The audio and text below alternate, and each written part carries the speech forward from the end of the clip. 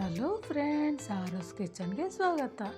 ಇವತ್ತು ನಾನು ವೆಜಿಟೇಬಲ್ ತವಾ ಕಟ್ಲೆಟ್ ಮಾಡ್ತಾಯಿದ್ದೀನಿ. ತುಂಬ ರುಚಿಯಾಗಿರುತ್ತೆ. ಬನ್ನಿ ಹೇಗೆ ಮಾಡೋದು ಅಂತ ನೋಡ್ಕೊಂಡು ಬರೋಣ. ಒಂದು ಪ್ಯಾನ್ ತಗೊಂಡು ಅದಕ್ಕೆ 3-4 ಸ್ಪೂನಷ್ಟು ಎಣ್ಣೆ ಹಾಕ್ಕೊಳ್ತಾ ಇದ್ದೀನಿ. ನಾನು ಕೊಬ್ಬರೆಣ್ಣೆ ಹಾಕ್ಕೊಳ್ತಾ ಇದ್ದೀನಿ. ನೀವು ಯಾವುದು ಯೂಸ್ ಮಾಡ್ತೀರೋ ಆ ಎಣ್ಣೆ ಹಾಕ್ಕೊಳ್ಳಿ. ಅದಕ್ಕೆ 1 ಸ್ಪೂನಷ್ಟು ಜೀರಿಗೆ ಹಾಕಿ, ಜೀರಿಗೆ ಎಲ್ಲ ಸ್ವಲ್ಪ ಘಮ ಬರೋವರೆಗೆ ಹುರ್ಕೊಳ್ತಾ ಇದ್ದೀನಿ. ಇದಕ್ಕೆ ನಾನು ಸಣ್ಣದಾಗಿ ತರಕಾರಿಗಳನ್ನ ಹೆಚ್ಕೊಂಡಿದ್ದೀನಿ. 1 ಬೌಲಷ್ಟು ಬೀನ್ಸು, 1 ಬೌಲ್ ಕ್ಯಾರೆಟು,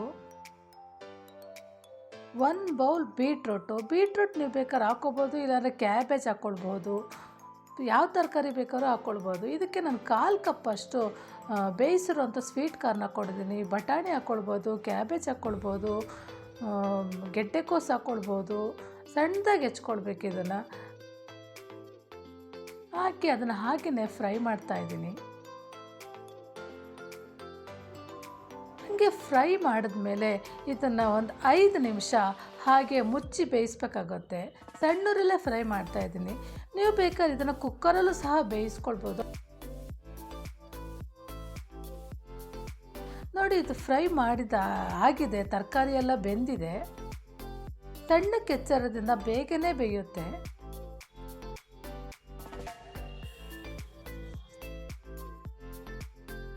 ನೋಡಿ, ಬೀನ್ಸು ಸಹ ಬೆಂದಿದೆ. ಇವಾಗ ನಾನು ತುರ್ದಿಟ್ಕೊಂಡಿರೋಂಥ ಶುಂಠಿ ಹಾಕ್ಕೊಳ್ತಾ ಇದ್ದೀನಿ. ಆಮೇಲೆ ಲವಂಗದ ಪೌಡ್ರು, 4 ಲವಂಗನ ಪುಡಿ ಮಾಡಿ ಇಟ್ಕೊಂಡಿದ್ದೆ, ಅದನ್ನು ಹಾಕ್ತಾಯಿದ್ದೀನಿ. ಇದು ಚಿಲ್ಲಿ ಪೌಡರ್. ಇದು ನಿಮ್ಮ ಖಾರಕ್ಕೆ ಎಷ್ಟು ಬೇಕೋ ಅಷ್ಟು ಹಾಕ್ಕೊಳ್ಳಿ. ಧನಿಯಾ ಪೌಡರು, ಅರಿಶಿನ ಪೌಡರು, ಜೀರಿಗೆ ಪೌಡರು, ಗರಂ ಮಸಾಲ, ಕರಿಮೆಣಸಿನ ಪೌಡ್ರು ಮತ್ತು ರುಚಿಗೆ ತಕ್ಕಷ್ಟು ಉಪ್ಪು ಹಾಕಿ ಚೆನ್ನಾಗಿ ಮಿಕ್ಸ್ ಮಾಡ್ತಾಯಿದ್ದೀನಿ.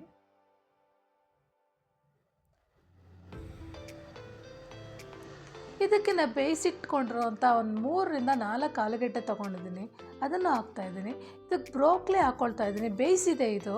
ಇದಕ್ಕೆ ನೀವು ಬೇಕಾದ್ರೆ ಕಾಲಿಫ್ಲವರ್ ಸಹ ಹಾಕ್ಕೊಳ್ಬೋದು. ಹಾಕಿ ಅದನ್ನು ಮ್ಯಾಶ್ ಮಾಡ್ತಾಯಿದ್ದೀನಿ. ಚೆನ್ನಾಗಿ ಆ ತರಕಾರಿ ಜೊತೆ ಹೊಂದ್ಕೊಳ್ಳುತ್ತೆ.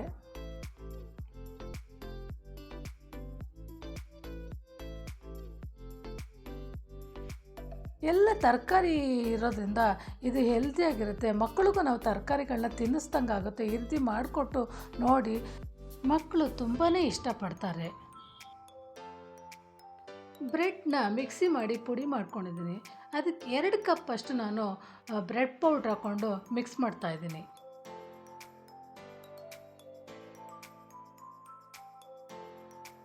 ಮಕ್ಕಳಿಗೆ ಸಂಜೆ ಹೊತ್ತು ಮಾಡಿಕೊಟ್ರೆ ತುಂಬ ಇಷ್ಟಪಟ್ಟು ತಿಂತಾರೆ. ಇದಕ್ಕೆ ನಾನು 2 ಸ್ಪೂನಷ್ಟು ಅಕ್ಕಿ ಹಿಟ್ಟು ಹಾಕ್ಕೊಳ್ತಾ ಇದ್ದೀನಿ. ನಾನು ತವಾ ಮೇಲೆ ಫ್ರೈ ಮಾಡೋದ್ರಿಂದ ಕ್ರಿಸ್ಪಿಯಾಗಿ ಚೆನ್ನಾಗಿ ಬರಲಿ ಅಂತ ಹಾಕ್ಕೊಳ್ತಾ ಇದ್ದೀನಿ.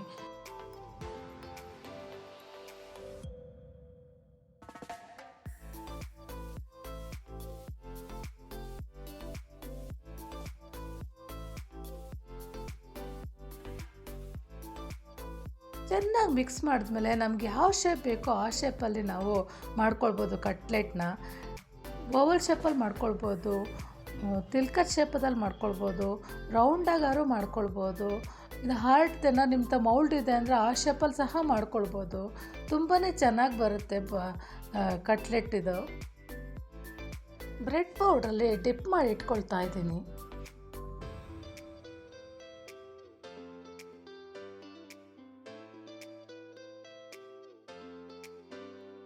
ಈ ರೀತಿ ಮಾಡೋದ್ರಿಂದ ಎಣ್ಣೆನೂ ಜಾಸ್ತಿ ಕುಡಿಯೋದಿಲ್ಲ.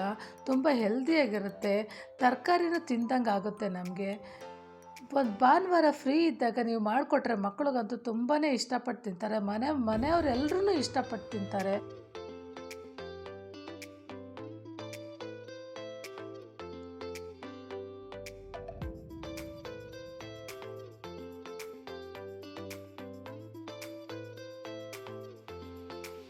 ಎಲ್ಲ ಮಾಡ್ಕೊಂಡಿದ್ದೀನಿ. ತವಾನ ಬಿಸಿ ಮಾಡಿ ಒಂದು 2 ಸ್ಪೂನಷ್ಟು ಎಣ್ಣೆ ಹಾಕ್ತಾಯಿದ್ದೀನಿ. ಎಣ್ಣೆ ಹಾಕಿ ನಾವು ಮಾಡ್ಕೊಂಡಿರೋದನ್ನ ಜೋಡಿಸ್ತಾ ಇದ್ದೀನಿ. ಇದು ಅಂಟ್ಕೊಳ್ಳೋದು, ಸ್ಮಡ್ಜ್ ಆಗೋದು ಏನೂ ಆಗೋದಿಲ್ಲ. ತುಂಬಾ ಚೆನ್ನಾಗಿರುತ್ತೆ. ನೋಡಿ, ಒಂದು ಸಣ್ಣ ಉರಿಲೇ ನಿಧಾನಕ್ಕೆ ಬೇಯಿಸ್ಬೇಕು, ಇಲ್ಲಾಂದರೆ ಒಳಗಡೆ ಹಿಟ್ಟೆಲ್ಲ ಬೇಯೋದಿಲ್ಲ. ಜಾಸ್ತಿ ಮಾಡೋಕ್ಕೋರೆ ಕಪ್ಪಾಗುತ್ತೆ ಹೊರತು ಬೇಯೋದಿಲ್ಲ. ನೋಡಿ ಒಂದು ಸೈಡ್ ಬೆಂದಿದೆ. ಹಾಗೆ ಎಲ್ಲ ಕಟ್ಲೆಟ್ನ ಟರ್ನ್ ಮಾಡ್ಕೊಳ್ತಾ ಇದ್ದೀನಿ.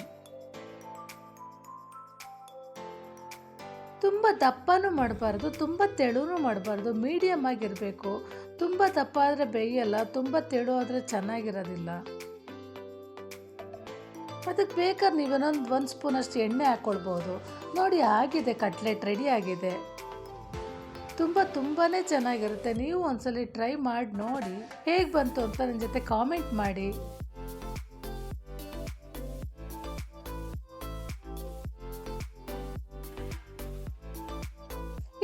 ಇದನ್ನು ಟೊಮೊಟೊ ಕೆಚಪ್ ಜೊತೆ ತಿನ್ಬೋದು, ಚಿಲ್ಲಿ ಸಾಸ್ ಜೊತೆನೂ ತಿನ್ಬೋದು, ಇಲ್ಲ ನೀವು ಪುದೀನ ಚಟ್ನಿ ಮಾಡ್ಕೊಳ್ತಿದ್ರೆ ಅದರಲ್ಲೂ ಸಹ ತಿನ್ಬೋದು, ಹಾಗೇನೂ ತಿನ್ಬೋದು. ತುಂಬಾ ಚೆನ್ನಾಗಿರುತ್ತೆ. ಒಂದು ತೋರಿಸ್ತೀನಿ ನೋಡಿ, ಫೋರ್ಕಲ್ಲಿ ನೋಡಿ ಎಷ್ಟು ಕ್ರಿಸ್ಪಿಯಾಗಿದೆ ಅಂತ ಇದರಲ್ಲೇ ಗೊತ್ತಾಗ್ತಾ ಇದೆ.